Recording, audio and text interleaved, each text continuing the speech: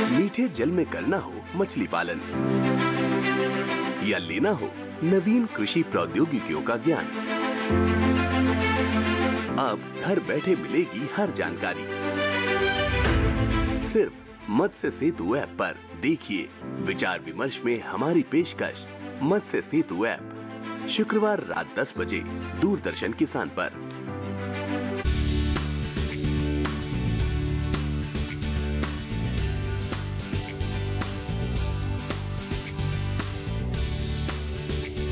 हिम्मत, मेहनत, लगन से अपने सपनों को पूरा करती, महिला स्वावलंबन और सशक्तिकरण की नई मिसाल पेश करती, स्वरोजगार से आत्मनिर्भर बनती, संघर्ष से पहुंचती मंजिल तक, बेमिसाल बेटियां आंगन से बुलंदियों तक।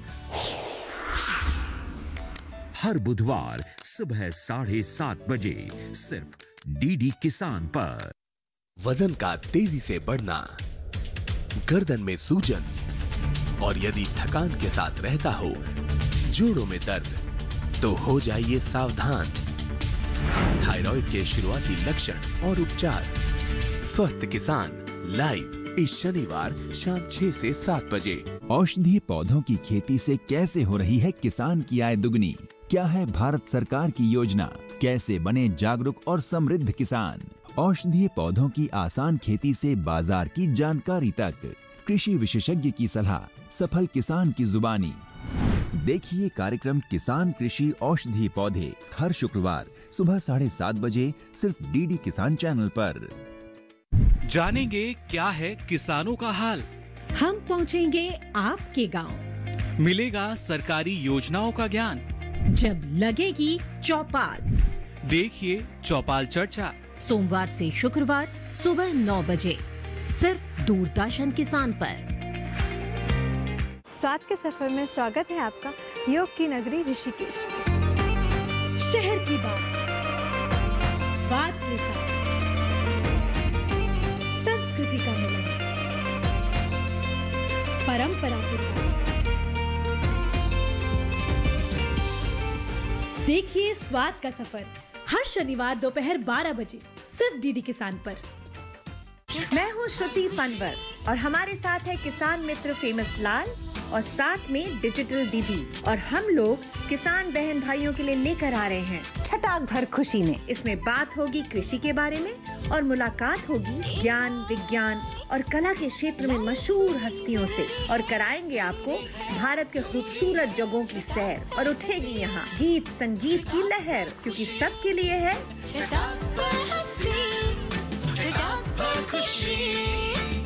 छटाक भर खुशी। देखिए हर शुक्रवार शाम 4:30 बजे से। मेरे साथ तिरंगा है, ये विजय का उद्घोष है। तू ठान ले, अब जीत को अंजाम दे। हम सब मिलकर टोक्यो जाने वाले अपने खिलाड़ियों को सपोर्ट करेंगे। Cheer for India, cheer for India, cheer for India. वहाँ एथलीट्स दम लगाएंगे, आप यहाँ से हौसला बढ़ाओ। Cheer for India.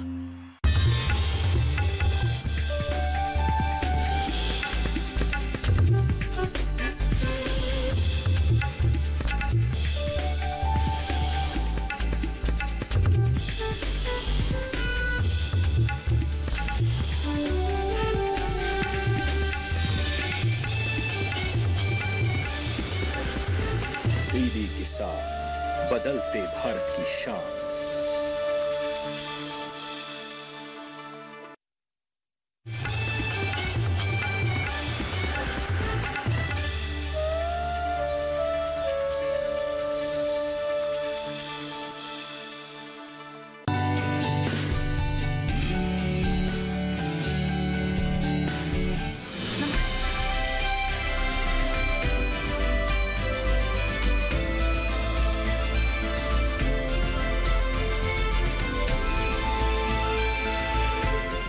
नमस्कार, आप देख रहे हैं दूरदर्शन किसान। कोविड-19 महामारी के खिलाफ लड़ाई में किसान उपयोगी जरूरी जानकारियों के साथ इस खास कार्यक्रम आत्मनिर्भर भारत खबर खेती की में आप सभी का स्वागत है। मैं हूं ज्योत्सना टंडन। आइए देखते हैं क्या है नया आज के कार्यक्रम में।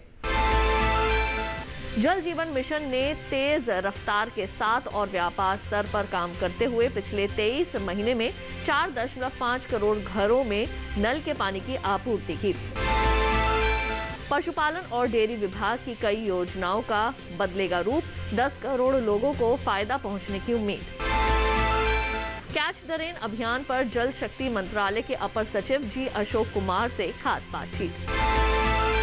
और अब आइए देखते हैं समाचार विस्तार से। अच्छे स्वास्थ्य के लिए पीने का साफ पानी हमारी पहली जरूरत है और इस जरूरत को पूरा करने के लिए सरकार हर संभव प्रयास में जुटी हुई है। इस ध्येय को सफल बनाने के लिए ही जल जीवन मिशन की शुरुआत की गई। मौजूदा समय में इस मिशन ने कितनी सफलता पाई है, आइए जानते हैं इस खास रिपोर्ट में।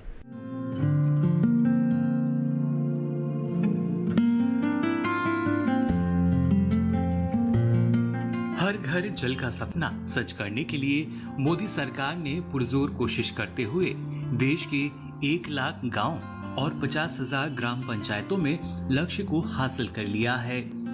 2024 तक देश के हर घर में साफ पानी पहुंचाने का उनका ये सपना मात्र 23 महीने की छोटी अवधि में 1 लाख गांव तक पहुंचा चुका है। जबकि इस कार्यक्रम की शुरुआत में देश के 18 करोड़ 94 लाख ग्रामीण घरों में से केवल 3 करोड़ 23 लाख घरों में नल के कनेक्शन थे, यानी केवल 17% घरों में। जबकि कोविड के दौरान भी 23 महीनों में 4 करोड़ 49 लाख कनेक्शन दिए गए। साथ ही 50,000 ग्राम पंचायतों में हर घर में नल का पानी पहुंचाने का लक्ष्य भी हासिल किया गया। ये हर्ष की बात है कि देश के 7 करोड़ 72 लाख घरों में नल के पानी की आपूर्ति हो रही है। वहीं गोवा, तेलंगाना, अंडमान निकोबार द्वीप समूह और पुदुचेरी ने ग्रामीण क्षेत्रों में 100% घरेलू कनेक्शन का लक्ष्य हासिल कर लिया है। वो दिन दूर नहीं जब सरकार का ये अभिनव प्रयास रंग लाएगा और पूरे देश में हम 100% साफ पानी मुहैया करा सकेंगे। प्रधानमंत्री के इस मिशन को पाने के लिए आदर्श वाक्य कोई भी छूटे ना, इसके लिए प्रयास और तेज कर दिए गए हैं। वर्तमान में देश के 71 जिलों, 824 प्रखंडों, 50,309 ग्राम पंचायतों और 1,275,000 गाँव में हर घर जल का लक्ष्य हासिल कर लिया गया है। इस मिशन में आर्थिक रूप से कमजोर वर्ग पर खासा ध्यान दिया जा रहा है। घरों में पीने के पानी की सुनिश्चित उपलब्धता ग्रामीण भारत में सदियों पुरानी पानी ढोने की कठिन परिश्रम के चलन से मजबूर महिलाओं और युवा लड़कियों को बचाएगी। ये उनके स्वास्थ्य, शिक्षा और सामाजिक आर्थिक स्थितियों में सुधार करेगा। साथ ही सुविधा से शहरी ग्रामीण अंतर मिटेगा। 5 साल की छोटी अवधि में हर ग्रामीण परिवार को नल का पानी उपलब्ध कराने के इस विशाल लक्ष्य को हासिल करने के लिए सरकार ने 3.60 लाख करोड़ रुपए आवंटित किए हैं। केंद्रीय जल शक्ति मंत्री श्री गजेंद्र सिंह शेखावत द्वारा 2021 और 22 यानी चालू वित्त वर्ष के लिए फंड आवंटन में 4 गुना वृद्धि को मंजूरी दी गई है, ताकि लक्ष्य को प्राप्त करने के लिए धन की कमी ना हो। अगले 5 साल यानी 2025 से 26 तक 1,42,084 करोड़ रुपए की निधि सुनिश्चित है। देश के ग्रामीण क्षेत्रों में इस विशाल निवेश से आर्थिक गतिविधियों में तेजी आएगी और ग्रामीण अर्थव्यवस्था को भी बढ़ावा मिलेगा। साथ ही गांव में रोजगार के नए अवसर पैदा होंगे। जल जीवन मिशन के तहत पानी की कमी वाले क्षेत्रों, गुणवत्ता प्रभावित गांव, आकांक्षी जिलों, अनुसूचित जाति, अनुसूचित जनजाति, बाहुल्य गांव और सांसद आदर्श ग्राम योजना वाले गांवों में घरों में नल का पानी उपलब्ध कराने को प्राथमिकता दी जा रही है। पिछले 23 महीनों में 117 आकांक्षी जिलों में नल के पानी की आपूर्ति 7% से 4 गुना बढ़कर 33% हो गई है। जापानी इंसेफ्लाइटिस, एक्यूट इंसेफ्लाइटिस सिंड्रोम से प्रभावित 61 जिलों में 97 लाख से ज्यादा घरों में पानी की आपूर्ति की गई है। 696 ऐसे जीवाई गांव और 29,063 अनुसूचित जाति, अनुसूचित जनजाति, बाहुल्य गांव में हर घर जल का लक्ष्य पूरा कर लिया गया है।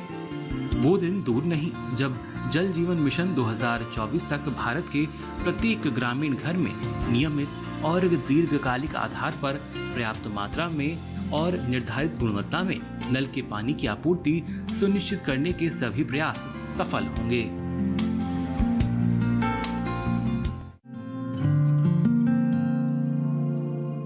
केंद्रीय मंत्रिमंडल ने पशुपालन और डेयरी विभाग की योजनाओं के अलग अलग घटकों को संशोधित और दुरुस्त करने को मंजूरी दे दी है। साथ ही इस काम के लिए जरूरी 54,618 करोड़ रुपए का निवेश जुटाने के लिए विशेष पशुधन पैकेज को भी स्वीकृति प्रदान की है।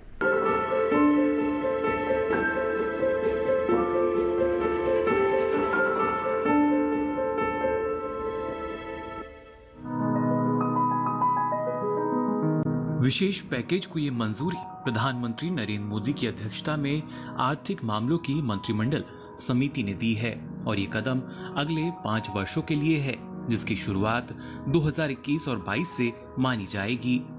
इसका मकसद पशुधन क्षेत्र के विकास को प्रोत्साहन देना है। उम्मीद की जा रही है कि इससे पशुपालन के क्षेत्र से जुड़े 10 करोड़ किसानों को फायदा पहुंचेगा।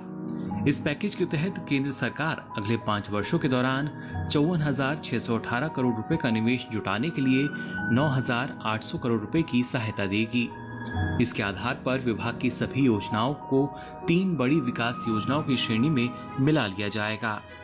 इनमें राष्ट्रीय गोकुल मिशन, राष्ट्रीय डेयरी विकास कार्यक्रम और राष्ट्रीय पशुधन मिशन के अलावा पशुधन की गणना और एकीकृत नमूना सर्वेक्षण को उप योजनाओं के तौर पर शामिल किया गया है। रोग नियंत्रण कार्यक्रम का नाम बदलकर पशुधन स्वास्थ्य एवं रोग नियंत्रण कार्यक्रम रख दिया गया है। इसमें मौजूदा पशुधन स्वास्थ्य और रोग नियंत्रण तो है ही, राष्ट्रीय पशु रोग नियंत्रण कार्यक्रम और अवसंरचना विकास निधि को भी शामिल कर लिया गया है। इतना ही नहीं, पशुपालन अवसंरचना विकास निधि और डेयरी अवसंरचना विकास निधि को भी आपस में मिला दिया गया है। डेयरी सहकारिता और दुग्ध उत्पादन में लगे किसान उत्पादक संगठनों को भी इस श्रेणी में शामिल कर लिया गया है।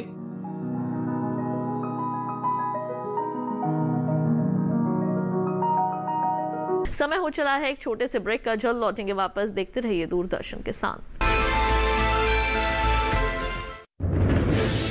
कोरोना वायरस के खतरे से बचते हुए फसल की कटाई, बिक्री, खरीद, नई फसल की जुताई और बुआई सुरक्षित हो सकती है अगर हम लगातार हाथों को साबुन और साफ पानी से नियमित अंतराल पर धोते रहें।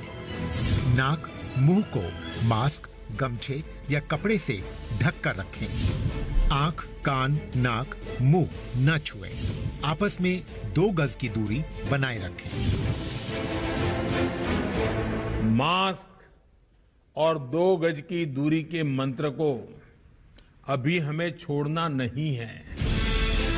फसलों की बुवाई एवं कटाई करते समय आपस में कम से कम 2 गज की दूरी बनाए रखें।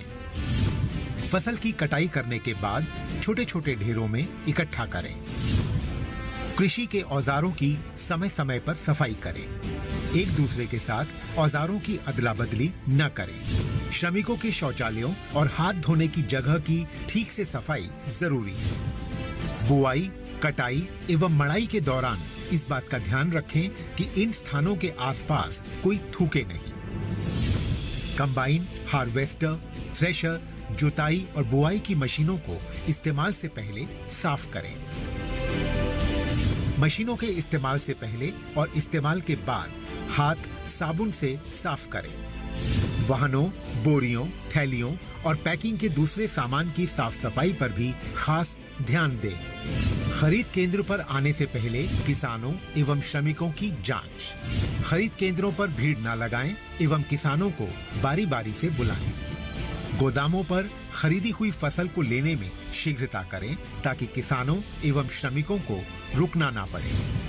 कोरोना के खतरे से बचाव और अधिक जानकारी के लिए आरोग्य सेतु ऐप डाउनलोड करें। देश में खाद्य सुरक्षा के ये सिपाही भोजन की निरंतर उपलब्धता को सुनिश्चित करते हैं। किसान स्वस्थ रहें, तभी हम कोरोना वायरस से जीत पाएंगे, आगे बढ़ पाएंगे। किसान सबल, देश प्रबल। ब्रेक के बाद एक बार फिर आप सभी का स्वागत है। आइए कार्यक्रम में बढ़ते हैं आगे।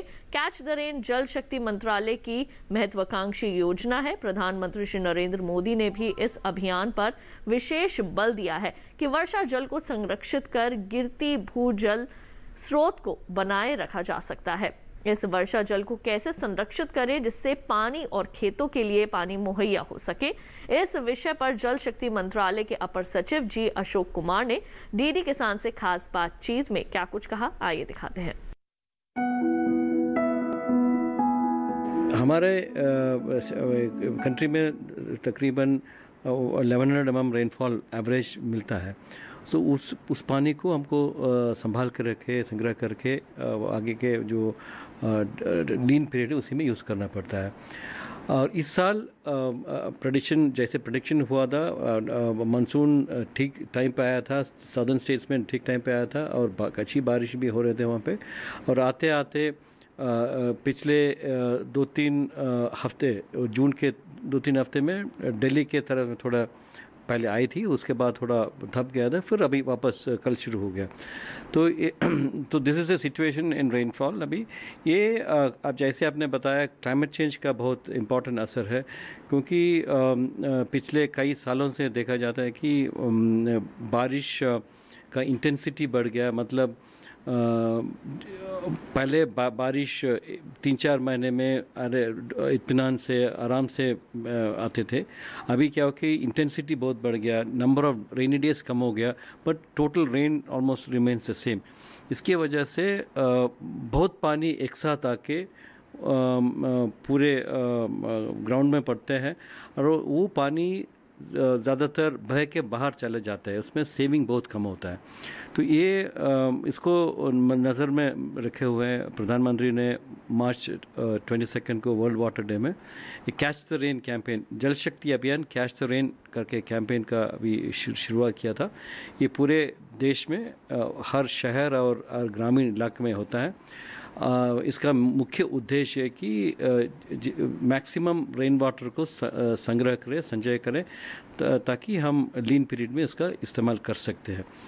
तो ये कैंपेन अभी आजकल बहुत अच्छा चल रहा है।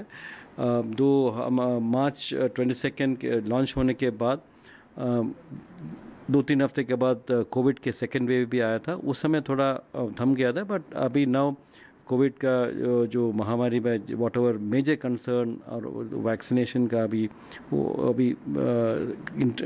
प्रेशर कम हो गया, इसलिए डिस्ट्रिक्ट एडमिनिस्ट्रेशन भी अभी कैच द रेन कैंपेन में जुड़ रहे हैं।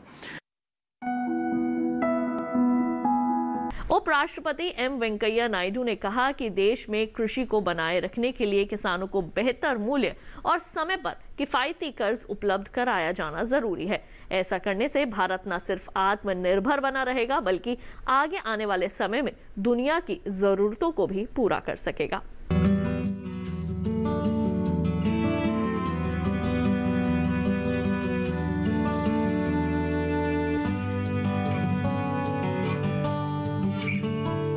कोविड महामारी के बावजूद देश के खाद्यान्न उत्पादन में जबरदस्त बढ़ोतरी हुई है। उपराष्ट्रपति ने कहा कि कृषि को अधिक लाभकारी बनाने के लिए इस समय भंडारण क्षमता बढ़ाने, फसल परिवहन पर प्रतिबंध हटाने और खाद्य प्रसंस्करण को प्रोत्साहित करने पर ध्यान देना जरूरी है।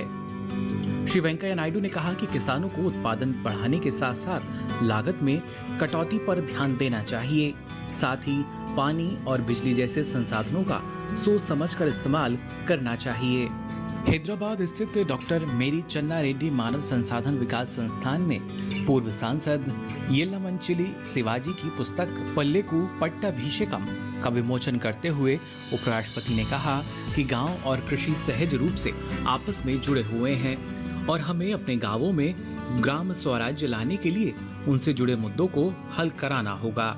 लाभकारी परिणाम हासिल करने के लिए उन्होंने किसानों को प्रयोगशाला और खेतों के बीच मजबूत संबंध बनाने का भी सुझाव दिया और वैज्ञानिकों से जलवायु और सूखे का सामना करने में सक्षम बीज विकसित करने को कहा। शहरों और गांवों के बीच बढ़ते विभाजन की बात करते हुए श्री नायडू ने कहा कि गांवों को सिर्फ शहरों को भोजन की आपूर्ति करने वाले कारखानों के रूप में नहीं देखा जाना चाहिए। कृषि में बढ़ती लागत को देखते हुए उपराष्ट्रपति ने सुझाव दिया कि प्राकृतिक और जैविक खेती में लागत घटाने और किसानों को स्थिर आय प्रदान करने की अपार संभावनाएं हैं। उन्होंने कहा कि ऑर्गेनिक उत्पादों की बढ़ती मांग ने प्राकृतिक खेती को बड़े पैमाने पर अपनाने का अवसर दिया है। श्री नायडू ने ये भी कहा कि ज्यादा और सुनिश्चित आय के लिए किसान मुर्गी पालन, डेयरी फार्मिंग, मछली पालन, बागवानी और जल कृषि में भी प्रवेश करें। उनके अनुसार जो किसान अपने उत्पादन में विविधता लाते हैं, उन्हें फसल खराब होने पर नुकसान का सामना करने की संभावना कम रहती है। युवाओं की भूमिका पर बोलते हुए उपराष्ट्रपति श्री वेंकैया नायडू ने किसानों, शोधकर्ताओं, वैज्ञानिकों और कारोबारियों के रूप में कृषि में नई पीढ़ी की अधिक से अधिक भागीदारी का आह्वान किया।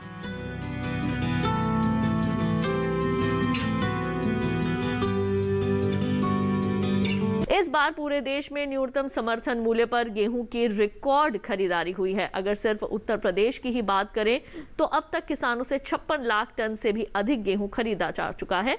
इसके साथ ही राज्य ने भी गेहूं खरीद के सभी पुराने रिकॉर्ड तोड़ दिए हैं। कोरोना संकट के बावजूद भारत में गेहूं की जबरदस्त पैदावार हुई है। अधिक पैदावार के बीच किसानों को फसल का वाजिब दाम दिलाने के लिए सरकार ने भी खरीदारी बढ़ा दी है। उत्तर प्रदेश में रबी विपणन सत्र 2021-22 के दौरान सरकारी एजेंसियों ने कुल 56,41,000 टन गेहूं खरीदा है। इससे राज्य भर के करीब 13 लाख किसानों को एमएसपी का लाभ मिला है और उनके खाते में 11,141 करोड़ रुपए से भी ज्यादा की रकम डाली गई है। 2020-21 के दौरान सिर्फ 6,64,000 किसानों से 35,77,000 टन गेहूं खरीदा गया था। इस तरह इस साल की खरीदारी पिछले साल से 58% ज्यादा है। वैसे ज्यादातर राज्यों में रबी विपणन सत्र 2021-22 के लिए गेहूं की खरीद का काम पूरा हो चुका है। 8 जुलाई तक के आंकड़े बता रहे हैं कि देश भर में इस साल रिकॉर्ड 4,33,32,000 टन गेहूं की खरीद की गई है, जबकि पिछले साल 3,89,92,000 टन ही गेहूं खरीदा गया था। धान की खरीद के मामले में भी उत्तर प्रदेश काफी आगे रहा है।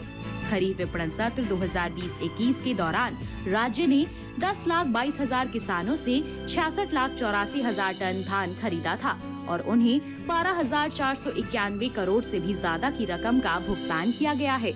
उत्तर प्रदेश के इतिहास में धान की ये अब तक की सबसे बड़ी खरीद है। दूसरी ओर देश भर में 8 जुलाई तक 8,66,00,000 टन से अधिक धान खरीदा गया है। इसमें खरीफ फसल के दौरान हुई खरीदारी भी शामिल है। समय हो चला है एक और छोटे से ब्रेक का। जल्द लौटेंगे वापस अन्य जानकारियों के साथ। आप देखते रहिए दूरदर्शन किसान।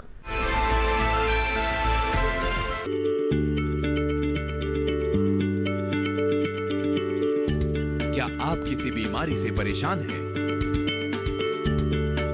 चाहते हैं डॉक्टर की सलाह? तो हम हैं आपके साथ। बताएंगे आपको जीने की राह। समस्याएं आपकी, समाधान देश के मशहूर विशेषज्ञों के। घर बैठे बात करें देश के जाने माने डॉक्टरों से। हमारे लाइव प्रोग्राम स्वस्थ किसान में हर शनिवार शाम 6 बजे से 7 बजे तक। खुशहाल होंगे खेत, पशु रहेंगे स्वस्थ, सरकारी स्कीम का होगा लाभ, जब एक्सपर्ट्स का मिलेगा साथ, आपके सवाल विशेषज्ञों के जवाब, सिर्फ एक फोन कॉल की दूरी पर। देखिए किसानों का अपना प्रोग्राम हेलो किसान, सोमवार से शुक्रवार शाम 6 बजे से सिर्फ दूरदर्शन किसान पर। ब्रेक के बाद एक बार फिर आप सभी का स्वागत है। कार्यक्रम आत्मनिर्भर भारत, खबर खेती की में। आइए बढ़ते हैं आगे। मत्स्य, पशुपालन और डेयरी मंत्रालय ने ऑनलाइन पाठ्यक्रम मोबाइल ऐप मत्स्य सेतु लॉन्च किया है। इस ऐप को केंद्रीय मीठा जल जीव पालन अनुसंधान संस्थान ने तैयार किया है और इस पर आने वाला खर्च राष्ट्रीय मत्स्य विकास बोर्ड ने वहन किया। इस ऐप का उद्देश्य देश के जल कृषकों के लिए नवीनतम मीठा जल कृषि प्रौद्योगिकियों का प्रसार करना है।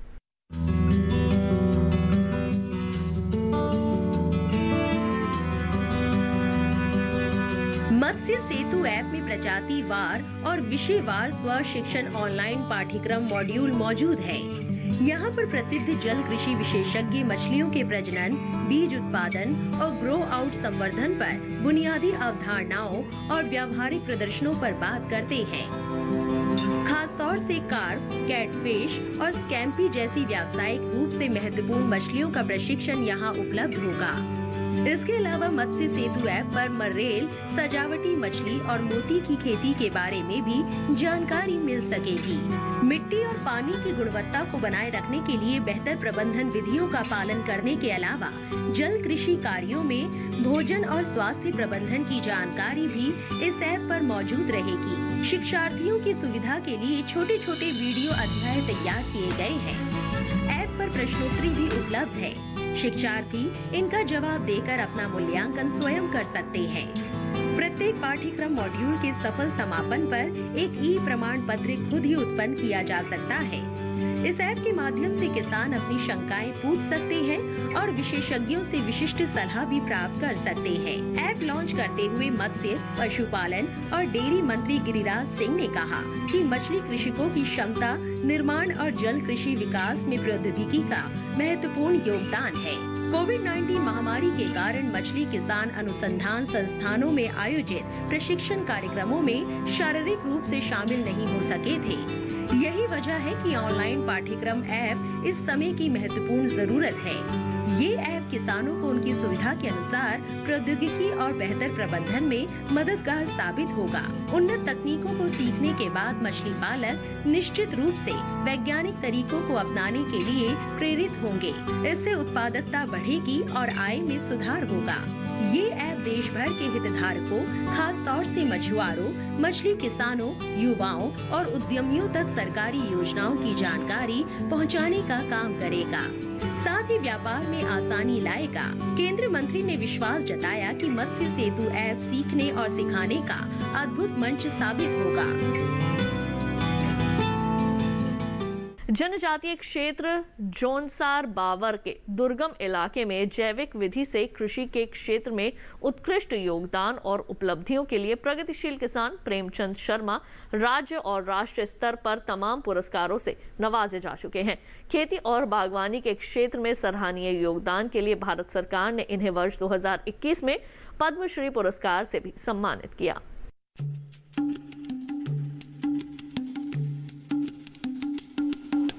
प्रेमचंद शर्मा का जन्म वर्ष 1957 में देहरादून जनपद से सटे जनजातीय बहुल्य क्षेत्र जोनसार बाबर के चकराता ब्लॉक के सीमांत गांव अटाल में एक किसान परिवार में हुआ था।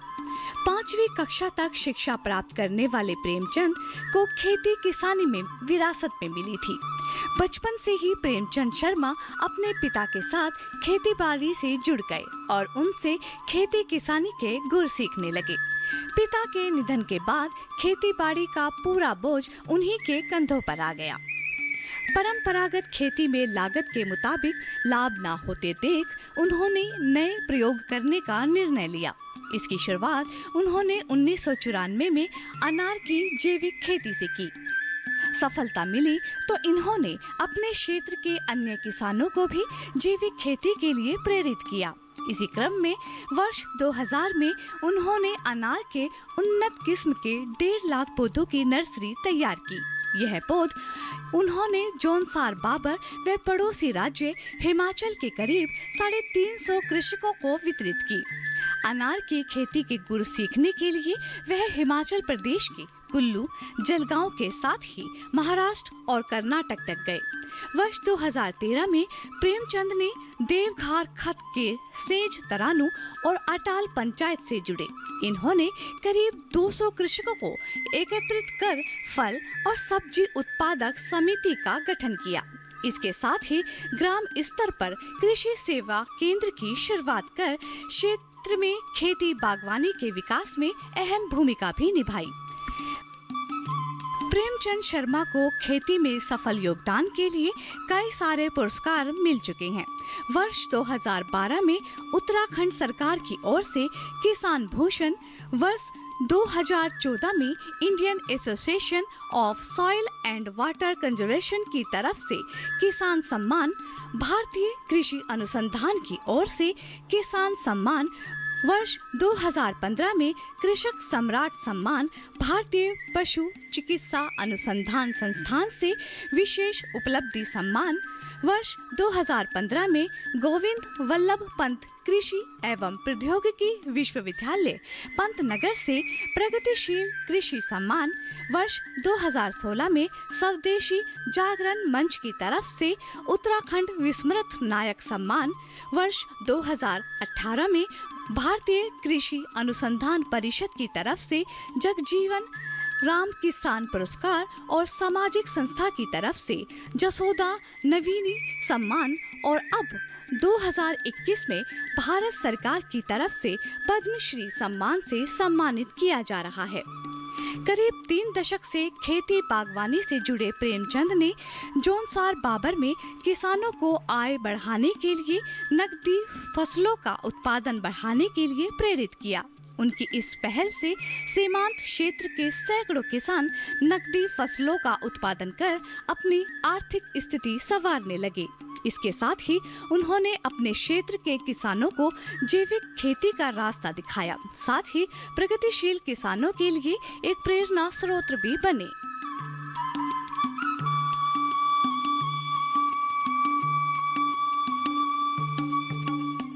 तो आज के आत्मनिर्भर भारत खबर खेती कार्यक्रम में बस इतना ही। अगर आप हमारे कार्यक्रम को देखना चाहते हैं तो टीवी पर दिए जा रहे QR कोड को स्कैन कीजिए या फिर दूरदर्शन किसान के YouTube चैनल पर भी जाकर आप हमारा ये कार्यक्रम देख सकते हैं।